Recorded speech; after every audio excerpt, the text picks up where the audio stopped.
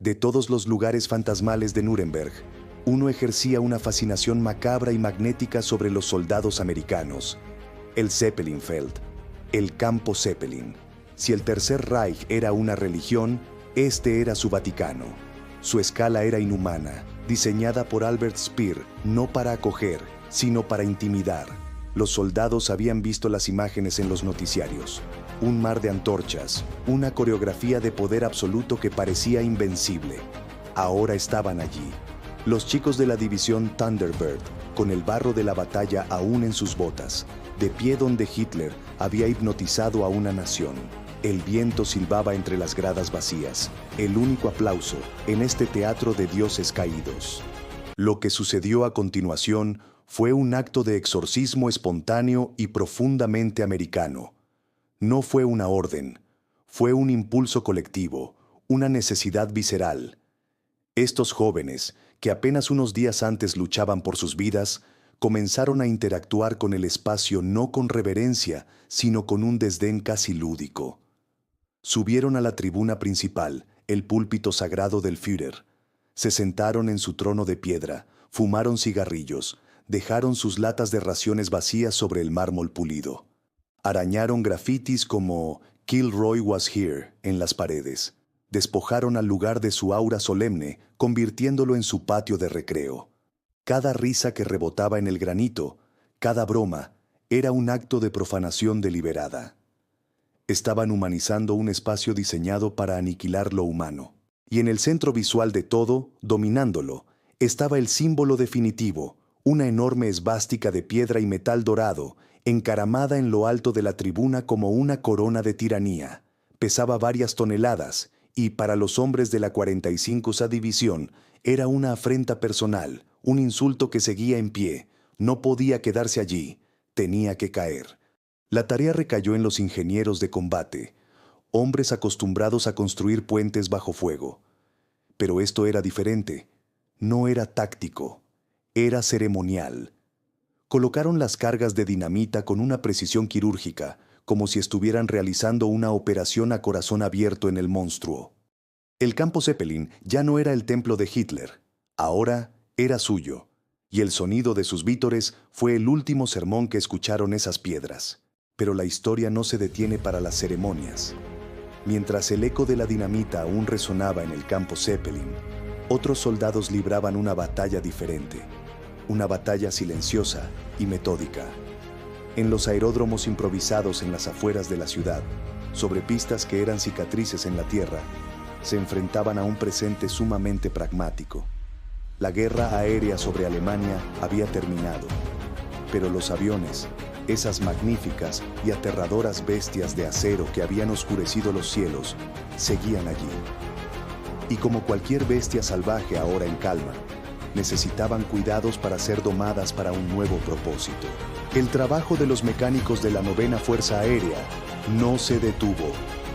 Simplemente, su propósito se transformó.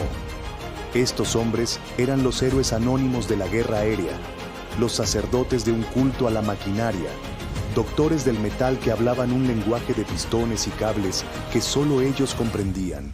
No obtenían medallas por derribar enemigos, pero sin su conocimiento casi instintivo, sin sus manos callosas pero increíblemente ágiles, ningún piloto habría despegado. Su campo de batalla era un motor recalentado, un sistema hidráulico con fugas, un ala perforada por la metralla.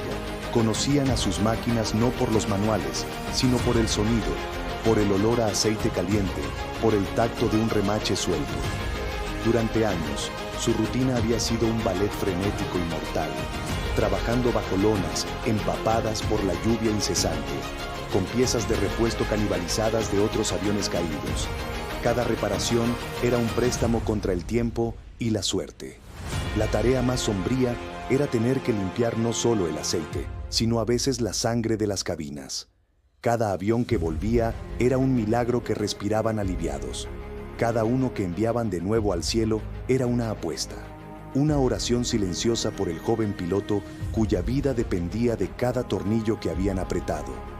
Ahora, en Nuremberg, ese nudo perpetuo en el estómago se había disuelto. La tensión había sido reemplazada por una calma profesional, una sinfonía de creación metódica. Ya no reparaban los P-47 Thunderbolt y los P-51 Mustang para que fueran a matar. Ahora eran taxis, carteros y ambulancias del aire. Los reparaban para misiones de reconocimiento que cartografiarían la destrucción, para transportar penicilina, mantas y las primeras raciones de comida que no eran para soldados.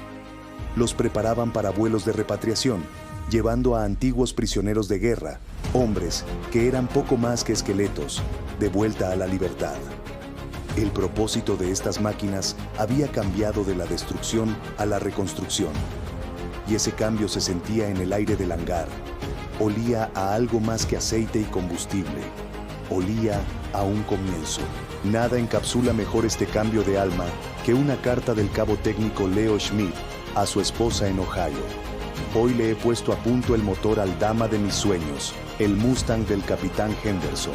Recuerdo hace un par de meses, en Bélgica, que lo remendé después de que un caza enemigo casi le arranca la cola. Trabajé toda la noche, helándome, sabiendo que al día siguiente tenía que volver a enfrentarse a ellos.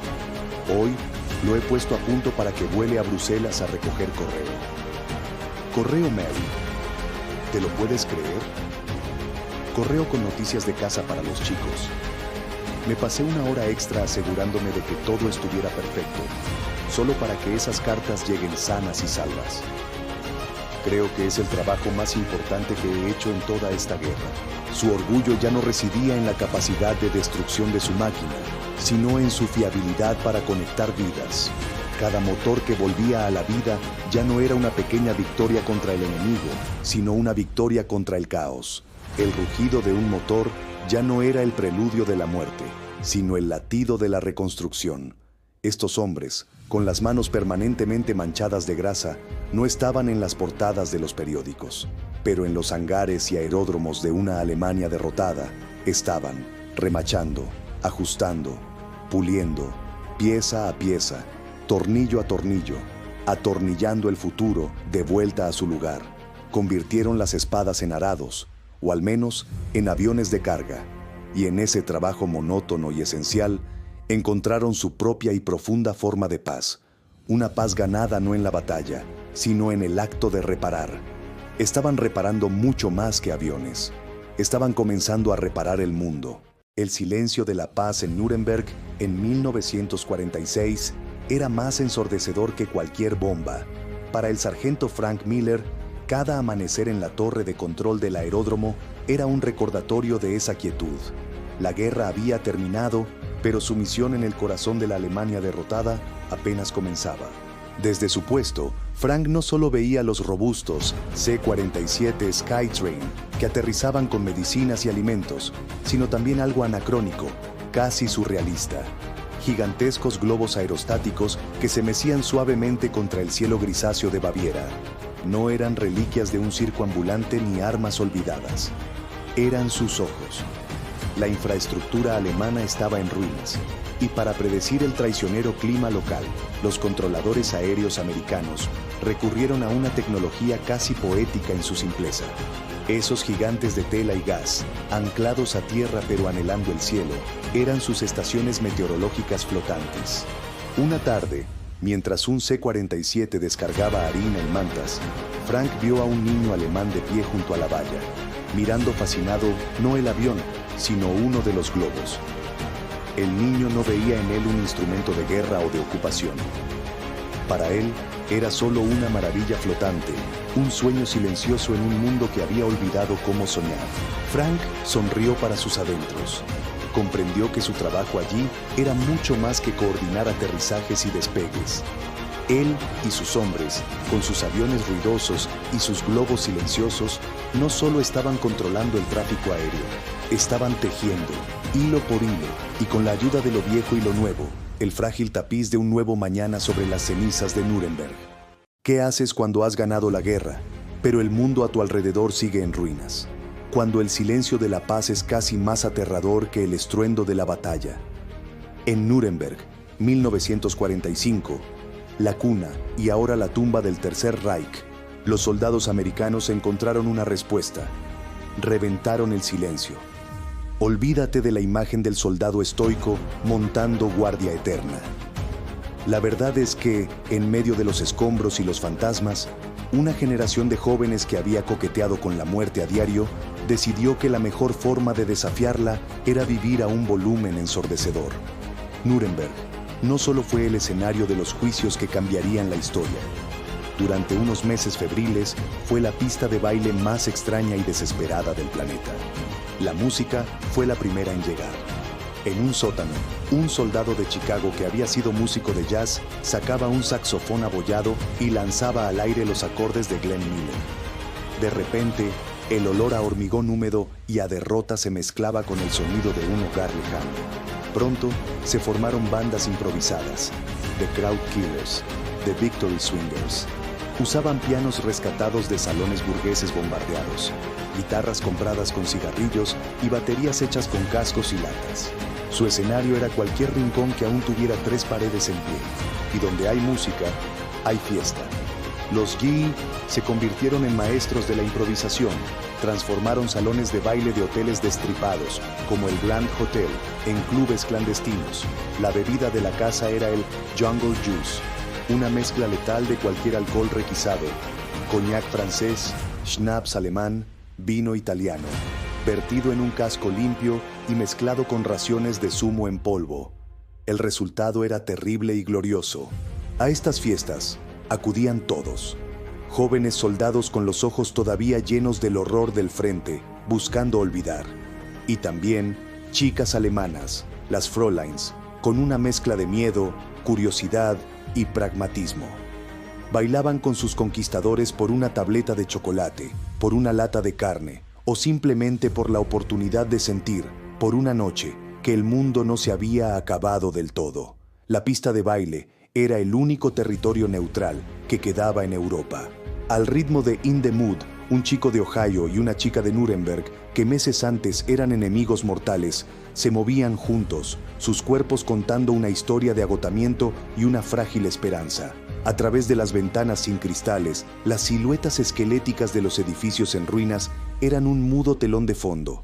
Estaban, literalmente, bailando sobre las cenizas del Reich.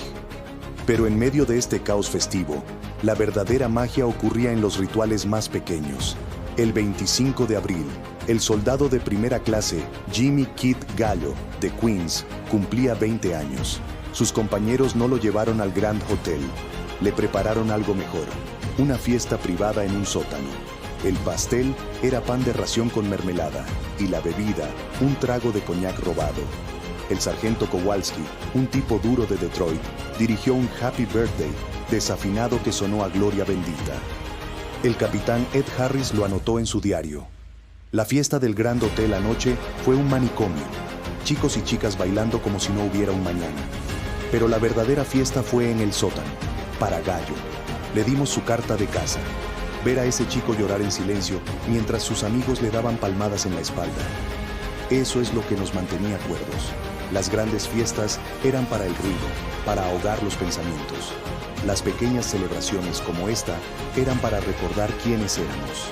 Estos actos no eran una falta de respeto a la solemnidad de la victoria, eran su máxima expresión. Eran la resistencia final contra la deshumanización. Años después, Jimmy Gallo recordaría su deseo al soplar la vela improvisada. No pidió volver a casa. Pidió algo mucho más inmediato. Deseé que llegara el día siguiente. Porque en el fin del mundo, la esperanza no se mide en años, sino en amaneceres. Y en Nuremberg, entre el estruendo de las bandas de swing y el silencio de las ruinas, entre el sabor del coñac barato y las lágrimas por una carta de casa, toda una generación no solo aprendió a sobrevivir, aprendió, de la forma más radical y hermosa, a celebrar la vida. Muy cerca de la sala donde el mundo juzgaba el mal absoluto, se escuchaba un sonido que no encajaba, el golpe seco de un bate de béisbol contra una pelota. Seguimos en la ciudad alemana de Nuremberg, en 1945. Dentro del imponente Palacio de Justicia, los líderes nazis supervivientes escuchan la letanía de sus crímenes. En los alrededores, en los polvorientos aeródromos, un grupo de jóvenes soldados americanos, lejos de casa y atormentados por los fantasmas de la batalla, encontraron la forma más extraña y poderosa de reclamar la paz. No tenían un estadio, así que usaron el espacio que tenían más cercano en ese momento. El mismo césped y la misma tierra de la ciudad, que ahora servían de antesala a los juicios de Nuremberg, donde se decidía el destino de una ideología, se convirtieron en su diamante improvisado. Y justo ahí, los His improvisaron un partido. No era un juego por un trofeo, era una batalla por la cordura. Cada vez que un soldado con el uniforme del ejército de los Estados Unidos corría por las bases, marcadas con cascos y cajas de raciones, estaba trazando una línea entre la justicia solemne que se impartía adentro y la ruidosa, desordenada y vital promesa de un futuro afuera. El grito de "Save" en un marcado acento de Brooklyn o de Texas se mezclaba con el murmullo de la historia. Civiles y militares que salían a tomar aire tras sus labores técnicas y administrativas se detenían a mirar, perplejos. Veían a hombres que habían sido enviados a matar, ahora reían, discutían una jugada y compartían un chicle. Veían normalidad, veían el futuro. Ese partido de béisbol, a la sombra misma de la justicia mundial, fue más que una distracción. Fue un acto de afirmación. Fue la prueba de que, mientras la historia se escribía con leyes y testimonios, la paz se construía con tierra, sudor y un simple juego. En el corazón de la bestia nazi derrotada, no fue una sentencia ni un monumento lo que proclamó la victoria final del espíritu, sino el eco de un juego, la risa de unos muchachos y la simple y poderosa promesa de que después de la guerra, la vida, de alguna manera, continuaría.